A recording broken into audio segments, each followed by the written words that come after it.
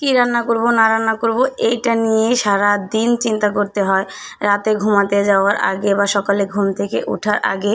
তো আজকে ঘুম থেকে উঠেও সেম সমস্যাই হয়েছে।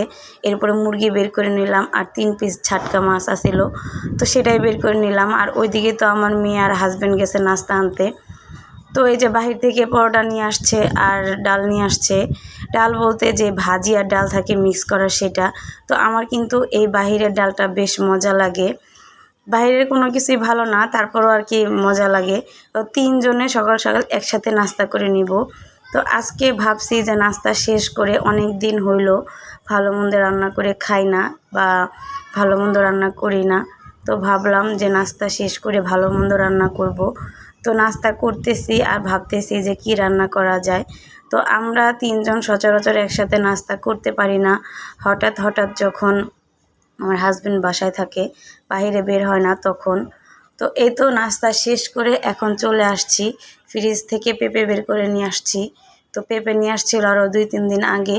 তো ভাবলাম যে মুরগি যেহেতু রান্না করব, তো সাথে একটা সবজিও রান্না করব। তো পোলাও রান্না করার চিন্তা ভাবনা আছে। তো সবজির জন্য আমি এখানে আলু আর পেঁপে কেটে নিছি। তো সবজির জন্য বাসায় গাজর ক্যাপসিকাম থাকলে ভালো হইতো, যেহেতু নাই তো এগুলো দিয়ে আমি কাজ চালাই নিব। তো আগে আমি লবণ দিয়ে সিদ্ধ করতে বসাই দিব। আর আজকে আমি কোনো রেসিপি দিব না, জাস্ট আমি কিভাবে কি রান্না করতেছি সেটাই আমি শেয়ার করলাম। আর পাকের ঘরের অবস্থা দেখেন কি একটা নাজেহাল অবস্থা। তো যেহেতু কর্নফ্লাওয়ার ছিল না আমার ঘরে, তার জন্য আমি বুদ্ধি করে আটা ছিল সে আটা পানির সাথে গুলিয়ে এখন দিয়ে দিছি। তো এখন ঝোলটা অনেকটাই ঘন হয়ে আসতেছে।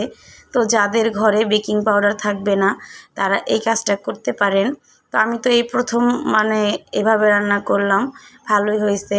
আর এখন আমি মুরগির মাংস রান্না করব। তো ওই যে ফার্স্টে বললাম অনেক দিন যাবৎ ভালো মন্দ রান্না করি না। তো মুরগিও ছিল না ফ্রিজে, 2 দিন আগে আনছে। তো ভাবলাম যে মুরগি যেহেতু রান্না করব, তো সাথে একটু সবজিও রান্না করি আর পোলাও রান্না করি। তো আলু বরাবরই আমার খুব পছন্দ, তার জন্য আমি আলু দিয়ে নিছি মুরগিতে। তো এখন আমি পানি দিয়ে দিলাম, অনেকক্ষণ যাবৎ কষাইছি। তো এখন ঝোলের পানি দিয়ে দিব, হইতে থাক, আর বেশি পরিমাণে পানি দিই নেই। তো ওই দিকে তরকারি হইতে হইতে তো এই দিকে এখন আমি পোলাওর চালটা নিয়ে নিব। এটা চাষি গুঁড়া পোলাওর চাল। তো প্যাকেটেরটা একটু ভালো হয়, খোলাটার মধ্যে আমি পার্থক্য বুঝি না। ভিডিওতে দেখলাম যে যেই খোলা চালগুলা সেগুলোই প্যাকেটের মধ্যে আর কি ভরতেছে। সময় চ্যানেল টিভিতে দেখছিলাম। তো আমরা কি খাবো, প্যাকেট জিনিস আনি ভালো মনে করে, কিন্তু সেটাই দুর্নীতি করে বা সেটাই খারাপ বের হয়। যাই হোক, যেহেতু আল্লাহ মুখ দিছে তো খেতে তো হবেই। তো ওই দিকে চাল ধুয়ে রেখে এসে জিরা গুঁড়া দিয়ে দিলাম নামানোর আগে। তো আমার কিন্তু এইদিকে তরকারি রান্না করা শেষ, কালারটা মাশাআল্লাহ অনেক সুন্দর আসছে। আর এখন আমি এদিকে পোলাও রান্না করে নিব।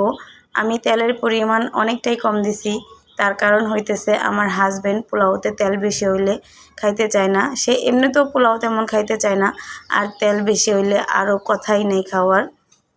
তার জন্য আমি তেল যখনই পোলাও রান্না করি তেলটা একটু কম দেওয়ার চেষ্টা করি যাতে সে খেতে পারে। তো এইদিকে কিন্তু আদা রসুন বাটা দিয়ে দিছি আর কাঁচামরিচ। আর এই যে যেটার মেন স্বাদ বাড়ায় লবণ, তো আমার লবণ দিতেই মনে নাই।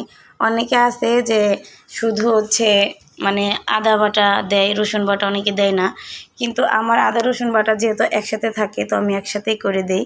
তো এই দিয়ে কিন্তু আমার সব কিছু রান্না একবারে শেষ আলহামদুলিল্লাহ আজকের মতন। তো এই তো সবজি পোলাও গরুর মাংস বসে নিয়েছিলাম, মুরগির মাংস আলু দিয়ে, আর সাথে কিন্তু আমি মাছও ভেজে নিছি। তো এরপরে খাওয়া দাওয়া করে 1 কাপ চা না খেলে হয়। এই 1 কাপ চা কিন্তু অনেক লুকিয়ে খাইছি আমার মেয়ে ঘুমানোর পর। তো আজকের ভিডিও এতটুকুই, আর লং করব না। কার কাছে কেমন লাগছে সেটা অবশ্যই কমেন্ট করে জানাবেন। তো আমার ইউটিউব চ্যানেল থেকে সাবস্ক্রাইব করে দিবেন, আর যারা ফেসবুক পেজ থেকে দেখবেন অবশ্যই ফলো করে দিবেন। আজকের মতন আল্লাহ হাফেজ।